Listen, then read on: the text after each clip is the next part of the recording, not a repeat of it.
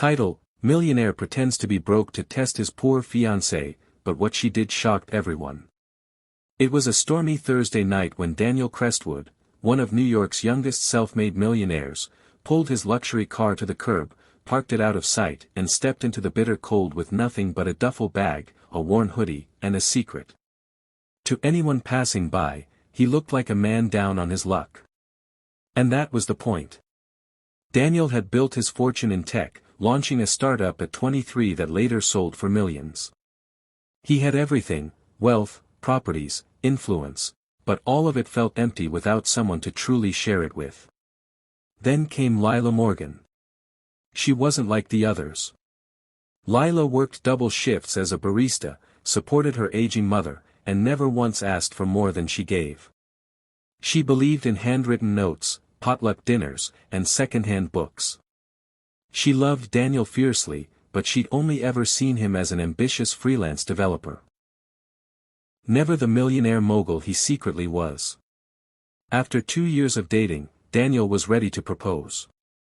But a lingering fear whispered through him: would she love him if he had nothing? So, he devised a test. Risky, maybe unfair, but Daniel had seen too many people change when money entered the equation.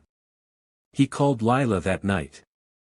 "There's been a problem with the startup, major losses. I'll need to move out of my place. Can I stay with you for a while?" There was no hesitation. "Of course. Come home." He showed up the next day in thrift store clothes, spinning a believable story about lawsuits, investors pulling out, and his bank accounts being frozen.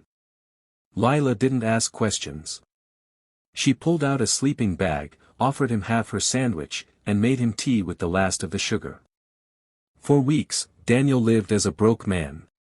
He washed dishes at her side, rode the subway with her to work, and watched as she gave coins to strangers when she had barely enough for herself. One cold morning, as snow powdered the streets, Daniel awoke to find her apartment empty. Panicked, he searched until he found her huddled near the entrance to a rundown hospital. She was donating blood. "Why didn't you tell me you were doing this?" he asked. She looked pale but smiled. "Rent's late. Your meds for that ankle sprain cost more than I expected. Figured this would help a little." Daniel's chest tightened. It wasn't just love anymore, it was awe. But what happened next shattered him. That evening, Daniel found a pawn receipt hidden beneath a cookbook in her kitchen drawer. He rushed to the shop, heart pounding.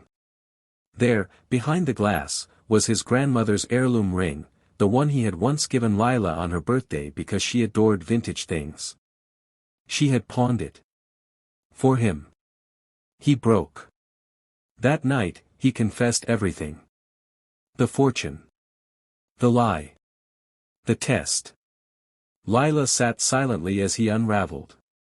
Then, tears welled in her eyes, not from anger, but heartbreak.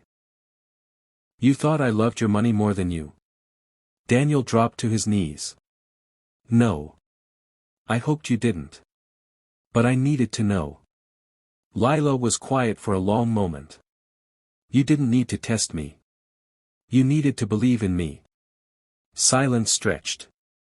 And then, she stood, walked over, and pulled him to his feet. "I'm hurt, yes. But I know who you are.